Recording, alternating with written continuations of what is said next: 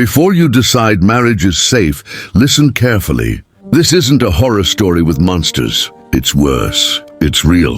A man with a career, friends, confidence, and options walked into love and disappeared inside it. Not because he was weak, not because he was desperate, but because the trap didn't look like a trap at all. This story isn't about heartbreak. It's about dark psychology hiding behind devotion. The kind that feels flattering at first, intoxicating, magnetic. The kind that rushes closeness so fast you don't notice your exits closing. He thought he was choosing marriage. What he was actually choosing was control, wrapped in affection. And here's the terrifying part. Every warning sign looked like love. Every red flag felt like passion. By the time he realized something was wrong, his life was already shrinking. And the person he trusted most was holding the scissors. This is how it begins. Here's what makes this story dangerous. Nothing felt dangerous at the start. Daniel was 34, stable, successful, grounded, not lonely, not broken, not searching for someone to save him, which is exactly why he never saw it coming. Then she appeared, confident, warm, intelligent, the kind of presence that pulls a room toward her. When she looked at you, you felt chosen, studied, important. Their first dates weren't casual, they were intense. She asked about his dreams, his fears, his childhood, and somehow she remembered everything, details no one else ever noticed. It felt like connection, like fate. But dark psychology doesn't announce itself as danger. It disguises itself as intimacy. Within weeks, she said she'd never felt this way before. Within months, she asked why they were still waiting. And Daniel mistook acceleration for certainty. Here's the moment most people misunderstand. Nothing bad had happened yet. In fact, everything felt perfect. Too perfect. She shared stories about her past, how she'd been hurt, misunderstood, betrayed. Every ex had failed her. Every breakup left scars. And without realizing it, Daniel stepped into a role he never applied for. The savior, the exception, the man who would finally do it right. That's a classic dark psychology hook. You're not just loved, you're needed. 3 weeks in, she said she loved him. 2 months later, she questioned why they weren't engaged. Why wait, she asked, smiling, when this is obviously real? His friends raised eyebrows. His mother felt something was off. She couldn't explain it, just a feeling. But she had answers ready. They're jealous. They don't understand us. Do you trust them? Or your own feelings? And just like that, doubt had a new target. Daniel proposed at 4 months. They were married by 7. That speed matters, because dark psychology thrives on momentum. When things move fast, there's no time to reflect, only react.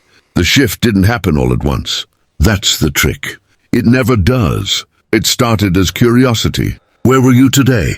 Who were you with? Why did that meeting run late? At first, it felt harmless, even flattering. She cares. She wants to know my life. But curiosity hardened into suspicion. Questions became interrogations, and explanations were never enough. If a woman's name appeared on his phone, she needed to see everything. If you have nothing to hide, she'd say calmly. Why does this bother you? That sentence is psychological quicksand. Because once you start defending innocence, you're already losing. Daniel didn't notice the rule changing, but it had. Here's how the cage really formed. Not with force, but with compliance. Daniel started explaining himself before being asked. Not because he wanted to, but because silence caused explosions. So he sent updates, checked in, avoided names, avoided situations. He stopped having lunch with female co-workers. After-work drinks quietly disappeared from his calendar. Not because she demanded it outright, but because peace was easier than punishment. That's dark psychology at work. You're not told what to do. You're trained. His world shrank inch by inch. So slowly it felt reasonable, responsible, mature. He told himself he was being a good husband. Then came the first eruption, over something small, forgettable, a work dinner he didn't mention.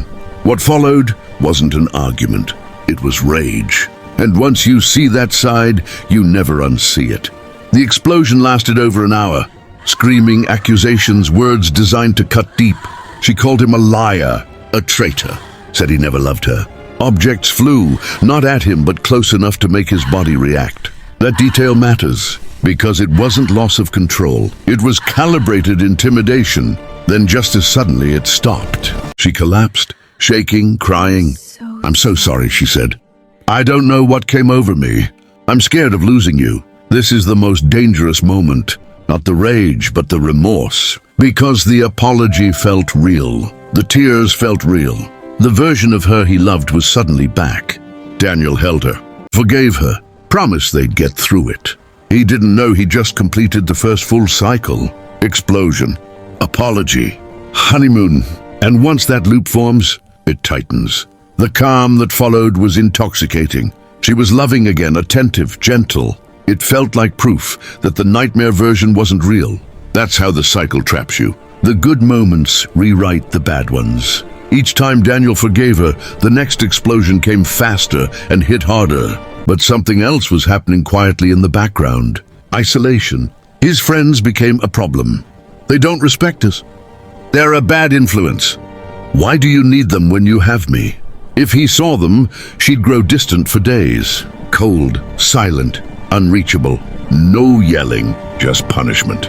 So he stopped going. One by one, the connections faded. His parents were next. Arguments before every visit. Tension during every dinner. Daniel spent more time managing her emotions than speaking to his family. By the time he noticed he was alone, there was no one left to notice him. Isolation changes the rules completely. Once she was the only voice in his life, her reality became the reality. The outbursts intensified. Hours of rage, days of silence. Daniel never knew which version of her waited behind the door. He started sitting in his car before going inside. 10 minutes, sometimes longer, just breathing, preparing. She tracked his location, read his messages, showed up at his office unannounced, smiling, pretending it was love. But it felt like surveillance. Accusations of cheating appeared from nowhere. A receipt, a name, a tone in his voice. Every detail became evidence. Then came the intimidation. Blocking doorways, shoving, trapping him in arguments he couldn't escape. She never hit him. She didn't need to. And Daniel learned the most terrifying truth of dark psychology. She knew exactly where the line was and how to weaponize it. Here's the question everyone asks. Why didn't he just leave?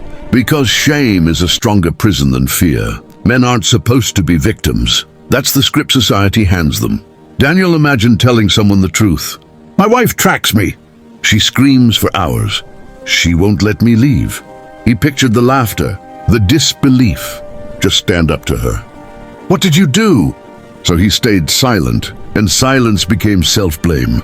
He replayed every argument, searching for his mistake. If I'd worded it better, if I'd texted sooner, if I'd been perfect. That's the core of psychological abuse. You start managing someone else's instability as if it's your responsibility. By year 3, Daniel didn't make decisions. He calculated them. Every thought filtered through one question. Will this set her off? And slowly the man he was disappeared. The end didn't come with clarity. It came with exhaustion.